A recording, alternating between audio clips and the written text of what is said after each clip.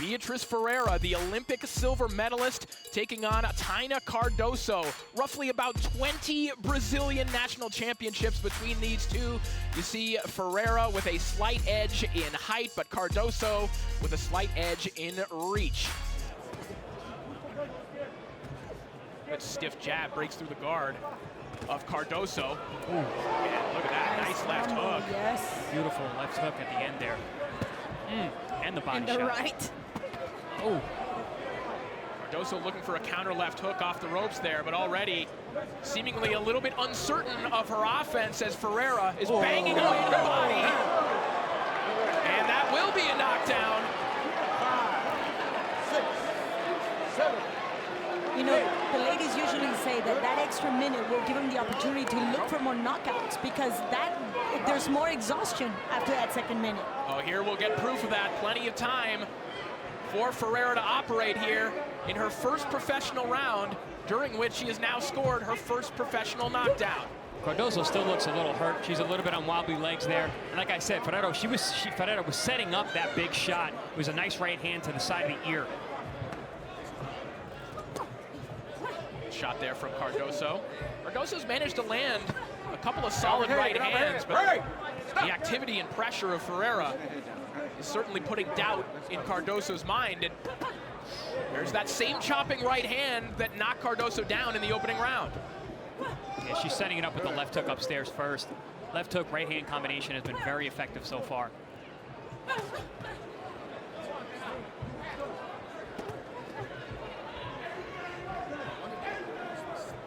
Now you can see Cardoso is fighting off that back foot, so even a lot of the shots that she does land don't carry the same kind of power when you're going forward. Stop at the bell.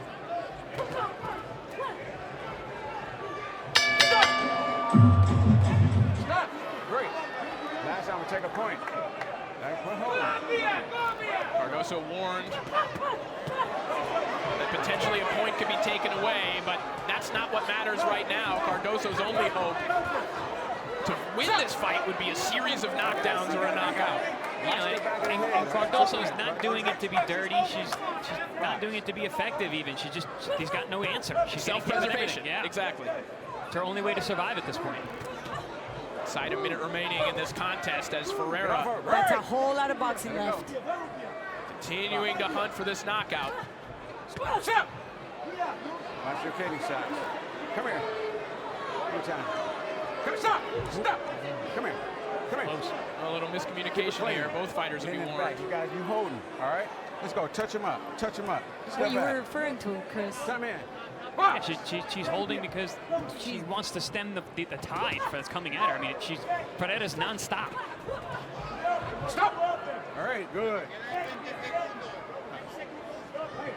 See the swelling under the eye of Cardoso, under her left eye, as these right hands are starting to pierce through the guard. Razor focused. There's no one doubt in Ferreira's face. All right, step back. Final moments of an impressive pro debut from the Olympic silver medalist, Beatriz Ferreira. Impressive indeed.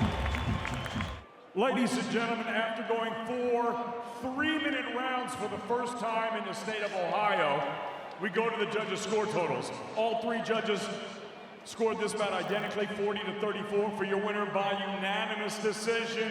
She's now undefeated as a professional, Beatriz the Beast Ferreira. And we take a look at the tail of the tape. Thomas Matisse, Christian Tapia. You see, Christian Tapia will be giving up quite a bit in the way of height and reach. Thomas Matisse, 5'9", 73-inch reach. He's coming down to a true 130-pound weight for the first time in his pro career. Matisse trying to work his jab here. He has an excellent jab, but now Tapia able to force him back against the ropes. You know, I think we saw the path to victory for both men in that first round. Matisse wants to be on the outside, be the sharpshooter, keep the distance, land that big right hand. We saw that toward the end of the round.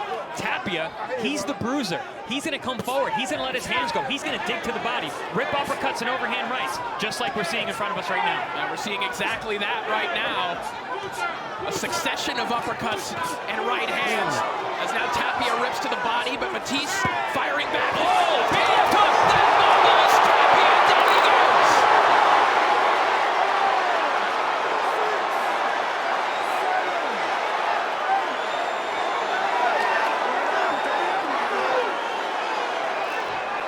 The Gunna man found his shot. Can he find one more? Counter left hook has Tapia in a world of trouble. That was a big shot. He went down very hard. Yes, but he got way too comfortable in that zone. He cut the distance and he paid the price for it. It was a vicious exchange from both men. Yes. And Matisse saw his moment, found that left hook. Matisse all over Tapia right now, not wanting to let this moment slip away. Here we see both men were in a very heated exchange, back and forth. This is what Tapia's been doing all night, and it was a beautiful, sharp left hook high on the head. Looking for that big overhand right. Oh, big dig to the body there from Matisse. Now crowding Tapia a little bit on the inside, using that physical strength. To your point, Chris, maybe discovering, hey, I don't have to back up all the time. I can bully him a little bit. I think he heard me, because that's the most sustained attack that he's put on tonight. Yeah, Matisse is living by the power and the counterpunching. I mean, it's effective at times, but it's kind of few and far between, especially here in round number 7. Oh! And wobbles Tapia again.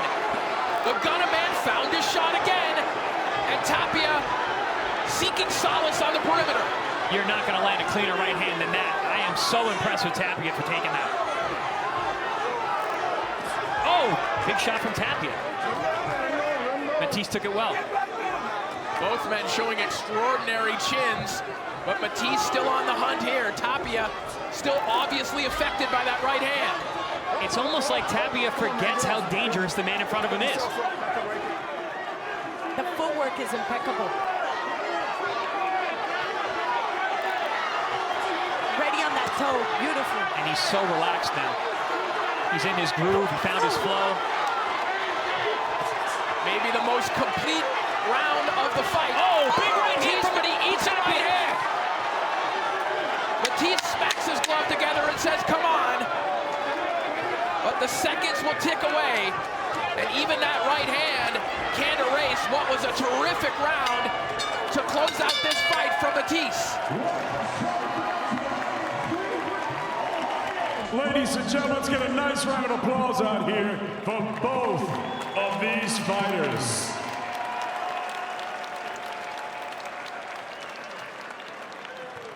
After 10 rounds of action here in Cleveland, we go to the judges' score totals, and they read as follows.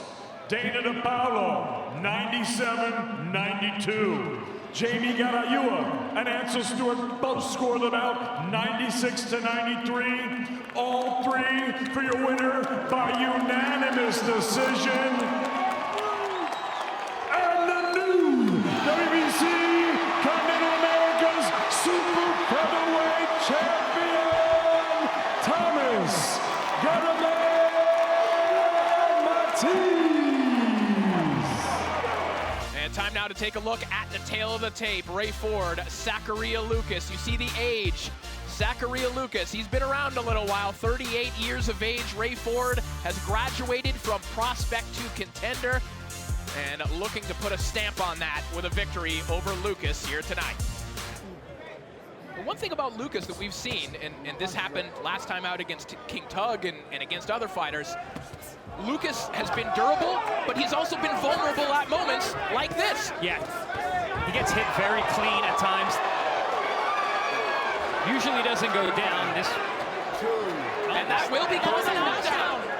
I thought it was more like he stepped, not a slip, but he just kind of like overstepped. Yeah, the referee didn't make that clear right away. Oh, big shot. Right hand from Ford, who is coming out and absolutely blitzing Zachariah Lucas. Ford is not letting this go at all. He just wants to take over and finish this quick. Very smart, looking to make a statement here is Raymond Ford. Oh, that check right hook over the top. Can't miss. Stop punching. Stop punching. Ford finding his range, walking his man down. And honestly, that was not a knockdown. That was a slapping shot that landed more on the side or the hip of and the feet got tangled up. That's what I thought. Yeah. Good work to the body, and then a big right hand over the top from Lucas. Oh, big shot Some upstairs. good work, from- but he got rattled by that left hand, or at least Stop. it looked like it. But again, it often looks like Lucas is affected by shots. But that was a hard left hand. He's hurt. His legs are not there. Absolutely not there. That's why he's going for the clinch. Stay off his neck. He does not have good balance to begin with, but right now his legs look stiff. And he's trying. Oh, good shot. Beautiful shot there from Ford, a chopping left hand. Again, sends the legs of Zachariah Lucas into disarray, and again, with that right hand that he likes to throw kind of on the move. Sometimes he finds his feet crossing as well as he's throwing that, and Ford is countering him when he thinks about it. Yeah, that's why you see some of those awkward movements from Lucas when he gets hit. They look a lot worse than they are. Over here. 1 point. Holding the hit. 1 point. And a point now being deducted from Zachariah Lucas. 1 point. Let's go, box.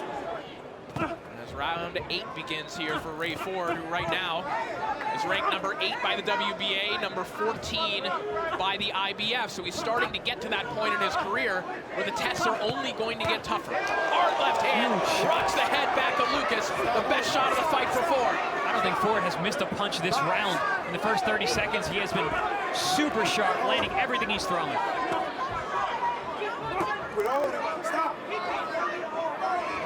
You know, it's not going to take one punch to get Lucas out of there. It's going to be an attrition, break him down, keep piecing him up the way he is. If Ford can step on the gas here, I believe he can get a stoppage. I'm going to second the words that Eddie said. Lucas is a tough fighter. And what he likes is the fact that Ford is still looking for that haymaker that's going to end the fight. The swelling starting to mount on the face of Zachariah Lucas as well. So in terms of paths to a stoppage, that might be something to keep our eye on as well. Yeah, over that right eye is looking pretty ugly. Likely the handiwork of that left hand from Ray Ford that has been landing from every range. Mid-range, long range on the inside with those chopping shots and the uppercuts. Stop. And Ford staying very calm, staying within himself, picking his spots, waiting, biding his time.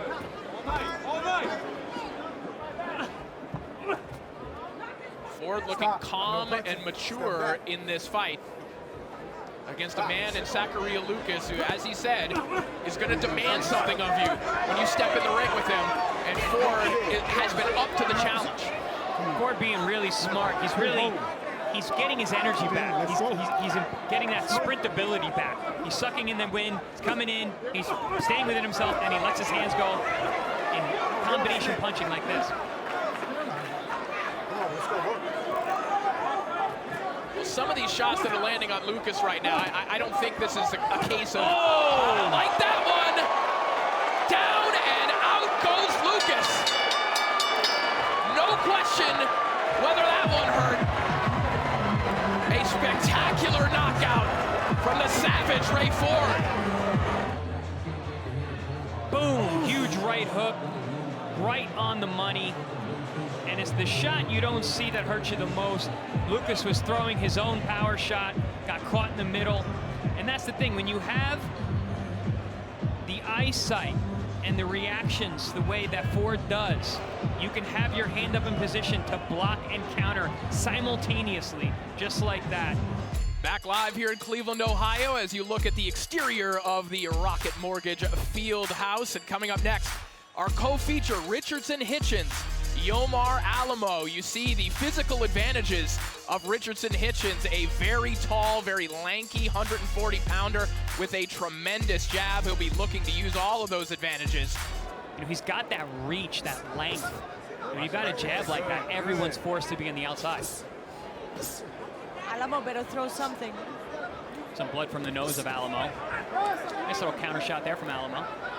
Right hand might have connected from Hitchens in that sequence too. Yeah, this style that Alamo is utilizing is all wrong for someone as long as Hitchens, long and fast as Hitchens is. Once again, the crowd not particularly friendly to Richardson Hitchens after the words he's had for the hometown hero, Montana Love, who's coming up next. 10 seconds. It took landed there from Alamo.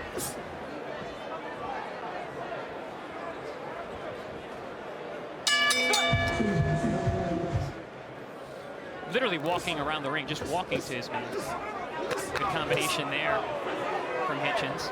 Alamo looking very, very discouraged. Watch the kidney punches. Watch the kidney punches, baby. Work out of there, guys. Yeah, he's not even punching back. He doesn't want to be there at all. Good work on the inside here from Hitchens.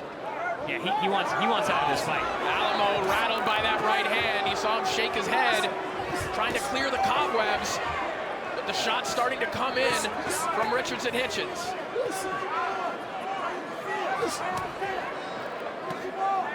Hey! You'd have to think, too, if you're the corner of Alamo on body language alone, there has to be some thoughts about whether there's any utility in letting this fight continue. I wouldn't be surprised if they stopped it in the corner because, like you said, the body language, he's not fighting back. He hasn't been listening to his corner. He's actually starting to get hurt.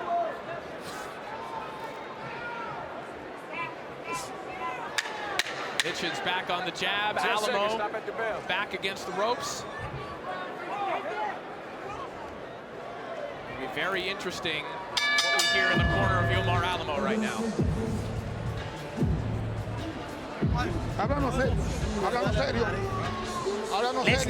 Let's speak seriously. Let's speak seriously. Are you gonna keep throwing? Are you gonna start throwing punches, or are we gonna stop this fight? There's no pride here. There's no pride here. Do we stop the fight? It's done. It's done. It's done. We're done. And that is it. As we speculated, the corner of Yomar Alamo making a wise decision there and handing Richardson Hitchens the TKO victory. Their fighter, Chris, just was not in this one. And it's just what we said. Does he need to do more? He stepped on the gas a little bit more, and that was enough for Alamo in his corner. Now let's take a look at the tail of the tape. Montana Love, Stevie Spark. You see Spark now back down at 140 pounds where he's most comfortable, and he'll enjoy a 2-inch height advantage, albeit not a sizable reach advantage over Montana Love. And a sweeping left hand that seemed to rock Spark back. Nice counter again, a left hand right down the pipe for Montana Love. I love that shot from Love. He's got a very, very straight left hand that goes right down the middle, pierces the guard of the orthodox fighter. But really, it's the check right hook that you need to watch out for. Montana Love just talking to Stevie Spark throughout this fight, providing running commentary. He's constantly speaking to Spark. No, I think he's actually talking to his corner of himself, but he's saying he's talking himself through what he's going to do. He's waiting for Spark to throw his right hand so he can counter with the check right hook. It's a very deadly weapon against There's an a right hand from fighter. Spark, and another one. Watch Montana back, and down goes Love. He's hurt.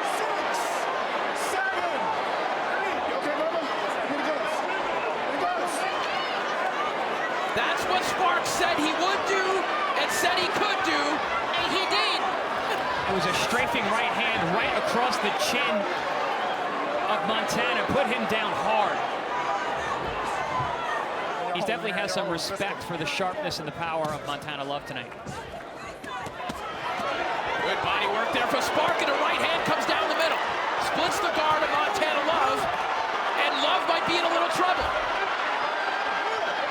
Oh, big shot from Love. Sparks works right through it. Love trying to fire back, but he gets cracked with a left hook. Speak about conditioning. That was a lot of punches that Spark just threw. All power shots. Spark might have found something there by just smothering Love, using that physicality. He's got to be careful here, though. Montana's looking to catch and shoot and time him. Both men have promised a knockout here tonight. For Stevie Spark, again, all but one of his wins have come that way, but Montana Love said, no, I'm gonna run him into something, he's getting knocked out tonight. Spark is moving backwards now. I think he punched himself out a little. Oh, big right hand again from Spark, and Love holds on. Spark has heavy hands. Even when he's tired, he still hits hard. And again, the tension that's in the air, because nearly everything that Spark lands is an eye-opening shot. Yeah, and it seems to have an effect. Oh, good left hook there from Spark as well.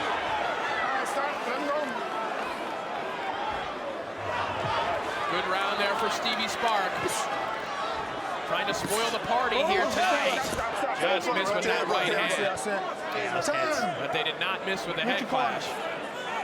That was a hard collision. Oof. Is there a cut? There's a cut.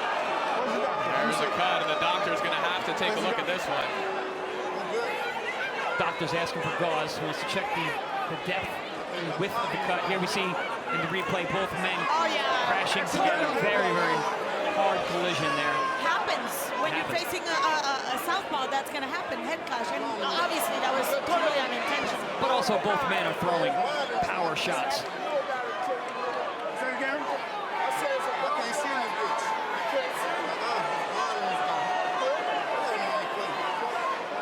It's right on the island, right underneath the bone. Oh, he said he can't see. If you say you can't see, the fight's over.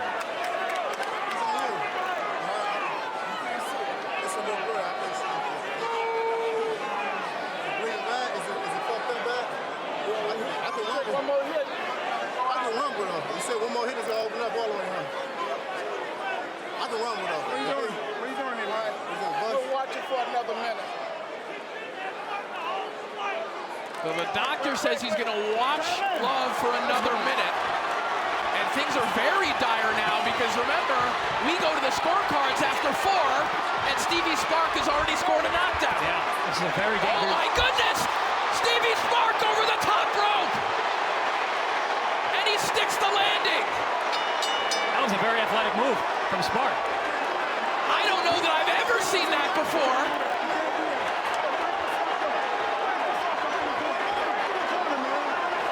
What's happening here? He disqualified him.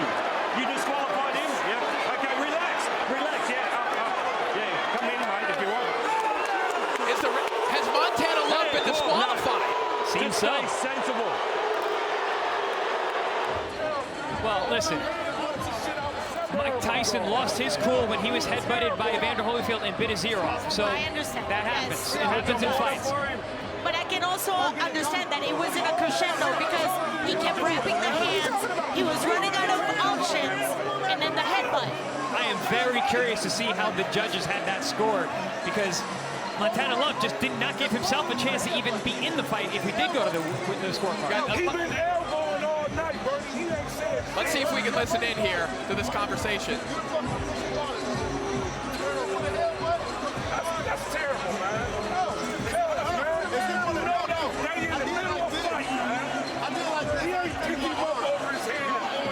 And that's the real question. Was that worth the DQ? No, I don't believe so it's either. not worth ever. Come on, Bernie. That's the rule, Bernie. Come on. He's been on bullshit the whole fight, man. Listen. You have to go through the process. No. The decision's made. It was the wrong decision. We'll appeal it on Monday. All right? It's a terrible decision. Terrible. Come on, man.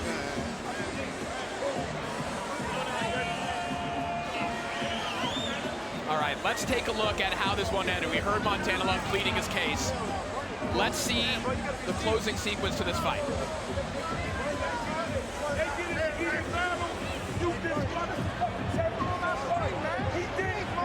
Claudia, what do you think? Unnecessary roughness. I'm going to use the NFL term. Unnecessary roughness. The issue is that the referee is stepping in, and there was still aggression after the fact. Really athletic move from Stevie Spark, by the way, to do a forward roll over the rope and land on his feet. But you see right there. And Yeah, the ref is in there. Exactly, and he's already pulling him off. Unnecessary roughing. Can I use the NFL term? You can.